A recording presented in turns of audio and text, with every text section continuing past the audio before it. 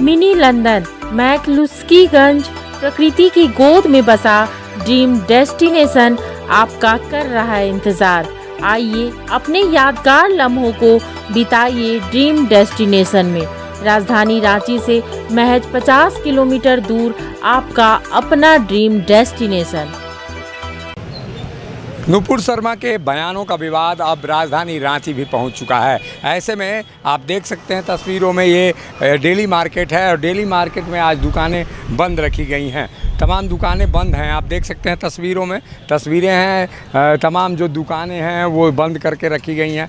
ये आप देख सकते हैं गेट का ताला भी लगाया जा रहा है। आप तस्वीरों में अगर देखेंगे ये तस्वीरें हैं डेली मार्केट की। डेली मार्केट का ये पूरा मार्केट लगभग 200 से अधिक दुकानें यहाँ पे हैं और ऐसे में ये मार्केट एक तरह से पूरी तरह से अघोषित रूप से आज बंद है। आप देख सकते हैं तस्वीरों में, तस्वीरें खुद ही बयां करती हैं। ये आप लोगों ने मार्केट क्यों बंद रखा? मार्केट हम लोगों ने बंद किया है, हमारे नबी हुजूर सल्लल्लाहु अलैहि वसल्लम के ऊपर जो टिप्पणी किया गया है, मतलब जो एकदम भद्दा तरीके से जो हम लोग का ज़मीर को पूरा मतलब झंझोड़ा गया है। इस्लामी शरीयत के हिसाब से ऐसे लोग को सर कलम करने का हुक्म है, क्योंकि हम लोग डेमोक्रेसी में हिंदुस्तान में रहते हैं तो ऐसा तो कर नहीं सकते हैं, लेकिन इसका एहतजाज को कर सकते हैं। अपना दिल को गम पे हम लोग जुदा दिखा रहे हैं कि हम लोग को बहुत तकलीफ़ है। हम लोग को इस बात से ऐसे लोग को सज़ा मिलना चाहिए और ऐसा करने वाला फिर दोबारा कोई ऐसा हरकत घटिया नहीं करे, किसी भी धर्म का हो। ये नहीं कि हमारे मुस्लिम समाज, किसी भी समाज का कोई भी अगर ऐसा घटिया हरकत करता है तो उसको कड़ा सज़ा मतलब कड़ा कानून बनना चाहिए। मोदी सरकार में जो अगर बहुत सारा तो वहाँ पे कानून बना रहे हैं तो इसके ऊपर भी कानून बनना चाहिए कि कोई किसी का धर्म के ऊपर में जो टिप्पणी करता है ऐसे लोग को कड़ा सज़ा मिलना चाहिए। हम लोग का डिमांड है कि ऐसे नुपुर शर्मा और एक और क्या नाम है उसका नवीन दोनों को जो है सब फांसी होना चाहिए। हम लोग का अपना जाति राय है कि ऐसे लोग को फांसी होना चाहिए ताकि दूसरा को ये मैसेज अच्छा जाए कि दोबारा जो है सब बोलने के लिए जो है सोचे कि हम क्या बोल रहे हैं। दोबारा कोई भी किसी धर्म को बोलने के लिए सोचे एक बार। ऐसे लोग को एकदम फांसी होना चाहिए। हम लोग में तो कत्लेआम है, तो यहाँ तो हिंदुस्तान में हम लोग तो कुछ कर नहीं सकते भाई। हिंदुस्तान में है तो हम लोग तो कुछ कर नहीं सकते हैं ना। ये आप देख सकते हैं जो लोग हैं उनका विरोध है एक तरह से, यूं कहा जाए। जो तमाम आपको मालूम है क्या कुछ हुआ है? हाँ, क्या मालूम है? कि वो लोग हमारे नबी के बारे में गलत बोले हैं। क्या बोले हैं वो लोग बोले हैं कि आप माइक बंद रखें। बोलो। आप माइक बंद रखें। नहीं, आप बोलिए, आप बोलिए। नहीं, आप माइक बंद रखें। ये बच्चा शायद नहीं बोल पा रहे हैं और ये आप देख सकते हैं तस्वीरों में तमाम लोग हैं यहाँ पे।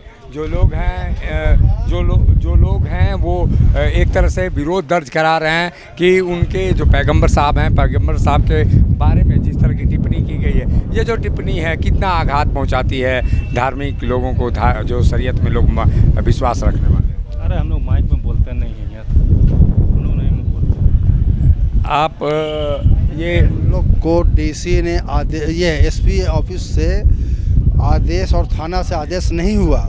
एसपी ऑफिस में फ़ोन किया गया तो बोला आप लोग प्रदर्शन कर सकते हैं, आपका ये डेमोक्रेसी आपका अधिकार है, मौन प्रदर्शन कर सकते हैं, लेकिन अगर कोई बाहरी तत्व आ करके उपद्रव करके चला जाता है तो हम तो आपके ऊपर कार्रवाई करेंगे। इस वजह से नहीं तो अभी हमारे यहाँ पे ये 20,000 का मजमा इकट्ठा होता है। हमारा ये न्यू दिल्ली मार्केट के पास में 20,000 25,000 लोग इकट्ठा होते हैं, लेकिन हम लोग इसको पोस्टपोन कर दिए हैं। और नहीं तो बहुत सारा यहाँ पे टेंट उंट का इंतजाम किया गया था, गर्मी धूप की वजह से ठंडा शरबत का इंतजाम था, पानी का इंतजाम था, लेकिन सब प्रशासन ने मना किया। प्रशासन ने बोला अगर आप लोग बैठते हैं तो हम लोग रोकेंगे नहीं, लेकिन अगर कोई तरह का बात होता है तो इसमें आप लोग के ऊपर कार्रवाई होगा। तो इसलिए हम लोग कार्रवाई की वजह से नहीं कुछ ऐसा किया। ये लोग चाहते हैं कि शांतिपूर्ण तरीके से एक विरोध की जो चिंगारी होती है वो यहाँ से निकली है और लगातार लोग विरोध कर रहे हैं कि किस तरह से यहाँ पर जो पैगंबर साहब के बारे में जो टिप्पणी की गई वो इनकी भावनाओं को ठेस पहुँचाई हैं। आप लोग क्या मानते हैं इस तरह के बयानों को? देखिए ऐसा है कि ये जो घटना घटा है, टोटल घटना घटा ये कई दिन पहले घटा है। भारत सरकार कब जागी है? जब अरब के देशों ने अपना मुंह खोला और भारत सरकार को उस घटनाक्रम पे माफ़ी मांगने को कहा था। अरब के देश के उस बयान के आधार पे फिर भारत के प्रधानमंत्री नरेंद्र मोदी ने आंखें खोली हैं। उसके बाद अपने प्रवक्ताओं को निलंबित किया। लेकिन याद रखिए, पिछले कई सालों से जो अल्पसंख्यक समुदाय के साथ जो हो रहा था, अगर कोई अल्पसंख्यक समुदाय का लोग एनआरसी का विरोध करता था, ये सीए का विरोध करता था, तो उसके खिलाफ यूएपीए का धारा लगाया जाता था। कहा जाता था कि ये देश विरोधी काम किया जा रहा है। आप ये बताइए, कोई भी व्यक्ति या इंसान अगर किसी देश का नाम अगर विदेशों में बदनाम करता है, अगर विदेशों में बदनाम करता है, तो क्या उसके खिलाफ यूएपीए लगाया जाना चाहिए? याद रखिए, आज अरब देशों ने भारत के कई हज़ार नौकरी पेशा में लोगों को बर्खास्त करने की बात कह दी है। आज भारतीय प्रोडक्ट का पूरे विश्व में बहिष्कार किया जा रहा है, खासकर गल्फ कंट्री में बहिष्कार किया जा रहा है। इससे क्या विदेशी मुद्रा का नुकसान नहीं होगा? अगर जब विदेशी मुद्रा का नुकसान होगा तो भारत का नुकसान होगा, और भारत का नुकसान करने वाला देशद्रोही है। जब आप उसको बर्खास्त कर सकते हैं तो देशद्रोही के खिलाफ कानून गिरफ्तार क्यों नहीं कर सकते आप उसको? ये सरासर देशद्रोही का खुल्ला विरोध है। ये खुल्ला देशद्रोही का काम किया गया है कि एक व्यक्ति पूरे देश की छवि को बदनाम कर रहा है। भारत की आर्थिक नीति को तबाह बर्बाद कर दिया गया है। आज पता है, जो $2 में पेट्रोल हमें मिलता था, आज $6 हो गया। आज सऊदी अरबिया ने बढ़ा दिया है। तो नुकसान किसको? आम जनता, गरीबों को नुकसान हो रहा है। जब 125 करोड़ भारतीयों को नुकसान हो रहा है और एक व्यक्ति के लिए आप उसको गिरफ्तार नहीं कर रहे हैं, इसलिए कि आपका प्रवक्ता है, आप खाना पूर्ति कर रहे हैं उसको निलंबित करके। ये भारत के मुसलमानों का और हिंदुस्तान के सेकुलर हिंदुओं का और तमाम रहने वाले मजहबों का ये एक ही मांग है कि निपुण शर्मा और उसके साथ नवीन जिंदल जो प्रवक्ता हैं दिल्ली के, तमाम लोगों के खिलाफ कड़ी से कड़ी कानूनी कार्रवाई की जाए और उनके खिलाफ यूएपीए का धारा लगाया जाए, जिस तरह से आपने उमर खालिद और दूसरे लोगों को लगाया है। आज भी हमारे कई नौजवान साथी, जामिया के स्टूडेंट, जेएनयू के स्टूडेंट यूएपीए के तहत जेल में गिरफ्तार हैं। क्या उसका जुर्म यह था कि उसने अपने हक की बात की थी? आज आप देश तोड़ने वाले बात लोगों को अपने पार्टी में संरक्षण दे रहे हैं आप, और गिरफ्तार नहीं कर रहे हैं। और एक सबसे अहम बात, ये मुसलमान मस्जिद छीन लो, मुसलमानों के घरों को आबाद तोड़ दो, मुसलमानों के बच्चों को कत्ल कर दो, मुसलमानों के कब्रिस्तानों को लूट लो, दरगाहों को बर्बाद कर दो, मुसलमान बर्दाश्त कर लेगा। लेकिन खुदा की कसम, रसूलुल्लाह सल्लल्लाहु अलैहि वसल्लम के खिलाफ एक भी लफ्ज अगर कोई कहेगा तो दुनिया का कोई भी मुसलमान बर्दाश्त नहीं करेगा। यही वजह है कि मुसलमान आज गुस्से में है। यही वजह है मुसलमान आज गुस्से में है। यही वजह है गुस्से में मुसलमान आ जाए। तमाम उन लोगों की बातें हैं जो लोग चाहते हैं कि पैगंबर साहब के बारे में जिसने टिप्पणी की है उसको सज़ा मिले, और जिस तरह की बातें हो रही हैं, बुजुर्गों से बात करेंगे। आप लोग क्या सोचते हैं, बताइए। ये इस तरह के बयान और इस तरह का जो हालात पैदा होते हैं समाज में। अरे ठीक है लो ना।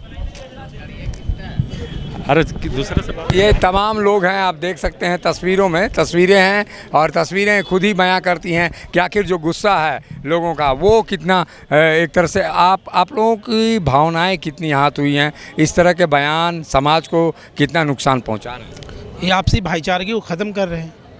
लोगों को ज़्यादा तकलीफ़ है, लोगों को देख रहे हैं आक्रोश कितना है। ये जो हुआ है ये बहुत गलत हुआ है। इस पर सरकार को कुछ उचित कदम उठानी चाहिए। उचित कदम उठाना चाहिए। आप बताइए क्या कुछ हुआ है, मालूम है कुछ? कैसे नहीं, बताइए। हम लोग का पैगंबर के बारे में जो बोला गया है ना, जान चल जाएगा लेकिन कोई बर्दाश्त नहीं करेगा, है ना। उसके लिए हम लोग विरोध करते हैं कि इस तरह का बात नहीं बोले। हमारे धर्म के बारे में, पैगंबर के बारे में, मस्जिद मदरसा के बारे में, अपना अपना सबको जीने का हक है ना। आप क्या कर रहे हैं, दिन रात भजन कीर्तन करते हैं। हम लोग बोलने गए 5 मिनट का अजान में तकलीफ़ होता है। अरे अजान तो सुनने के बाद साला दुख दूर हो जाएगा आदमी को। ये टेनर दिन रात जो करते हैं, हम लोग बोलने गए कभी हैं? 5 मिनट का अजान में दिक्कत, अजान भी होगा और मस्जिद भी बनेगी और ऊंची मस्जिद बनेगी आलीशान, समझ गए नहीं। और शान से जिएंगे मुसलमान।